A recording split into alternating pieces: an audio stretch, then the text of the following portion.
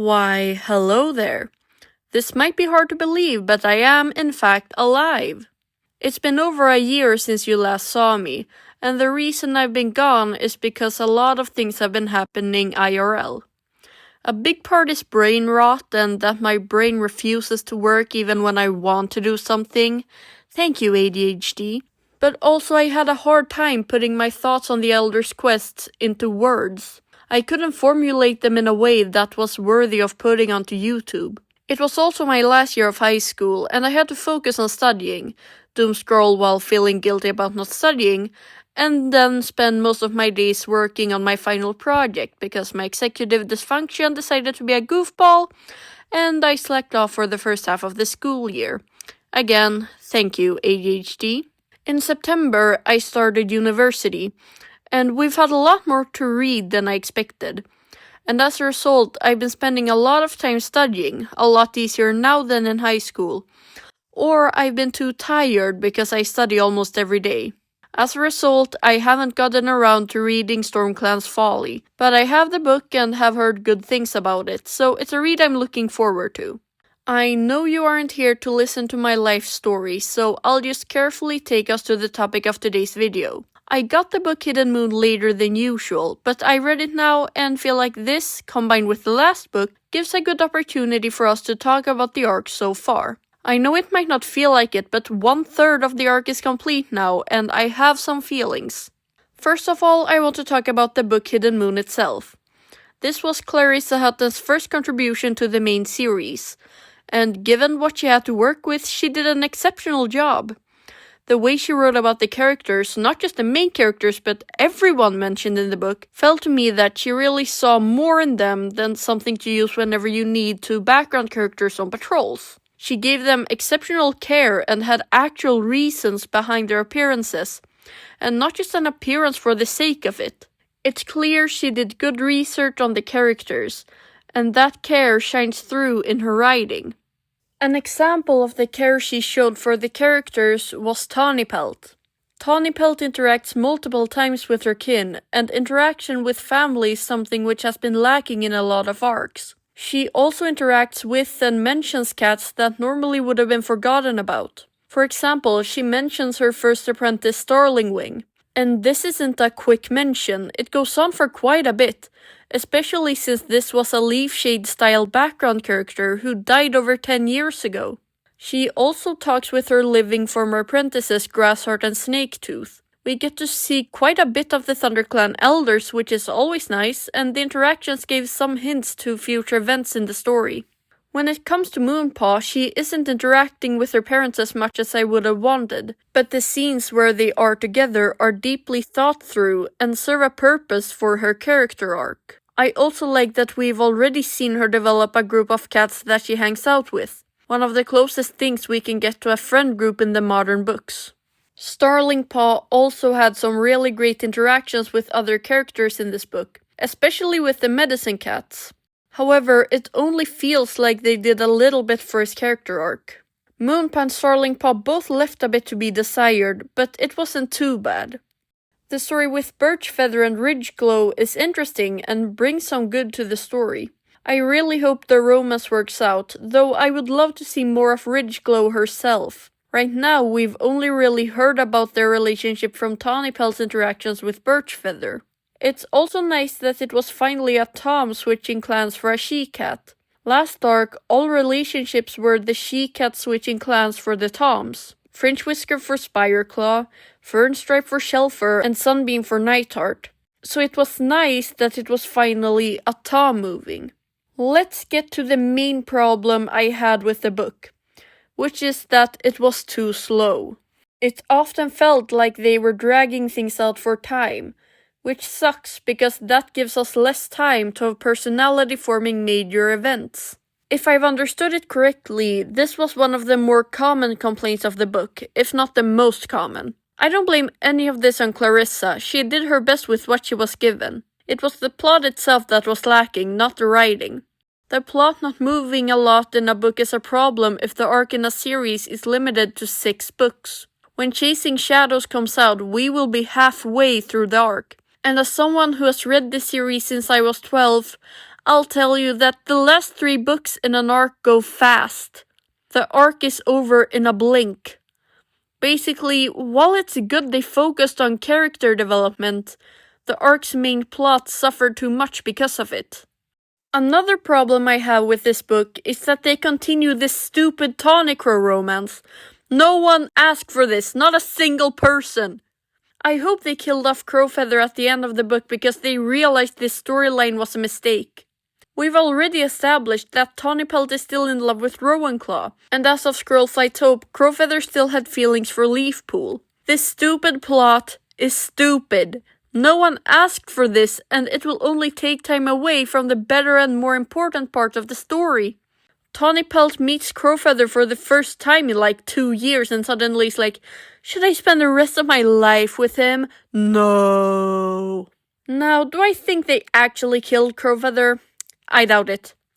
While his fall seems impossible to survive, when have the books ever gone the negative route with their cliffhangers? Everyone always survives, there's always a happy ending. Another problem I have with this book is this talk about Tawnypelt and Brambleclaw not being old. Yeah, they are. They should absolutely be retired by like yesterday. According to the Warriors Wiki, they are 152 moons old.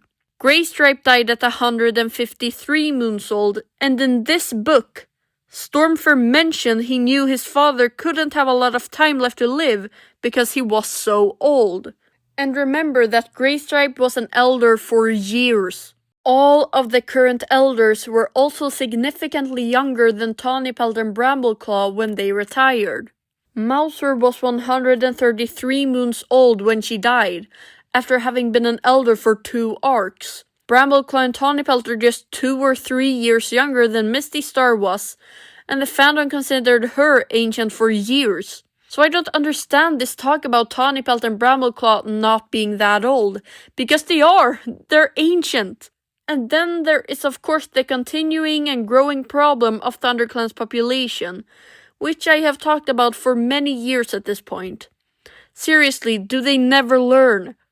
I am 100% going to have to make a 3rd video specifically about this problem. Not only have they not killed off like anyone, between arcs they got 6 new kits, and in this book they got yet another 3. This currently puts their population at 56. Yes, you heard that right. 56. With a population like that, the story ends up suffering, because you don't get a proper chance to connect with the society that our characters live in. What is the point of having almost 60 cats in a clan when most of them sit around and do nothing? Like I've mentioned 100 times before in my videos, Leafshade hasn't appeared in almost 5 years. That's all I'll say about this for now, but there's so much more and I'll have to put it in its own video. Let's go over to talking about the whole arc up to this point. So far, I've been a bit disappointed. I'm not going to say the arc is bad. It certainly has a lot of potential set up if they do things right. Starting with the positives, I was worried I would be bored with Tawnypelt's point of view, and that she was just nostalgia bait, but I'm actually very happy with how she's been as a main character so far. I feel that it's clear what purpose her perspective serves for the story, and she has an active role in bringing the plot forward. I'm also happy with the inclusion of background characters. Just having them mentioned expands the world in the eyes of the reader. I'm especially happy with how Clarissa Hutton treated them in Hidden Moon. Not only mentioning them, but seeing them as actual people and giving them thoughts and feelings. The mention of Tawnypelt's apprentice Starlingwing just shows Clarissa cared enough to actually do research about the characters and the world she's writing about. And it makes me so happy to notice the love she puts into her writing. When it comes to the negatives of the story, I'm most worried about how slowly it has moved. Again, 1/3 of the arc is done, and we're not much further ahead where we were at the end of the first book. It almost seems like they're building up to have the inevitable journey to the new territory take place in the 5th or 6th book. But that would just require too much dragging out. They should just shuffle them off in the 3rd or 4th book and just make stuff up for the 5th and 6th. It's a completely new territory. They can basically do what they want. There's also of course the population problem, which I'm planning on diving deeper into in another video. Then there's Leaf Star's point of view. I have a hard time understanding what the point was of having her perspective in the first book. If it comes to showing the leadership change, I think she's going to die as Leaf Star. She's been known by that name for over 15 years. They're not changing that. Mark my words, she will be killed off before Hawkwind gets his 9 lives. When it comes to showing her failing health and transitioning to Starling Pod's perspective in the second book, that could have been done in a different way. I think the better thing would be to have Tawny Pelt and Moonpaw be the 2 main characters in the first book, but that Starling Pod gets some chapters towards the end, where we see glimpses of Leaf Star's health issues and then Kite Scratch's death. Since we only get a glimpse of her bad health in the Elder's Quest in this version, it sets up for a deeper dive of it in Hidden Moon, where she decides to step down and boom, Moonpool blocked. You know what that means? More conflict and events in Hidden Moon. Starling Pod's chapters won't be as boring. He will be given more to work with. I honestly think it would have been better for the story to go this route. And then we have Tonic Row. No elaboration needed. So overall, I have worries for this arc, but it's not doomed yet. This series has so much potential, and it's clear Clarissa Hutton is an incredibly good writer. So it's such a shame that the potential is thrown away for more safer stories and endings. I honestly think the story team has a fear of putting uncomfortable subjects like violence and other things in the book, and that's causing these problems. Because what are the most memorable parts of the series? It's when Tiger Star got brutally sliced open, when Hawkfrost had his throat impaled, and now in a rare recent example, Bristlefrost dying both physically and in spirit. Because it is uncomfortable things, most often death, that makes us feel strong emotions. And when you're focused on making books safe, you're making them stale. That's my view on Hidden Moon and the whole Changing Sky series so far. I hope to upload more than once per year, but university is brutal. You are of course free to comment your own opinions. I read all the comments no matter how long they are. I hope you didn't lose your patience waiting for me. I look forward to when I see you next time. Bye!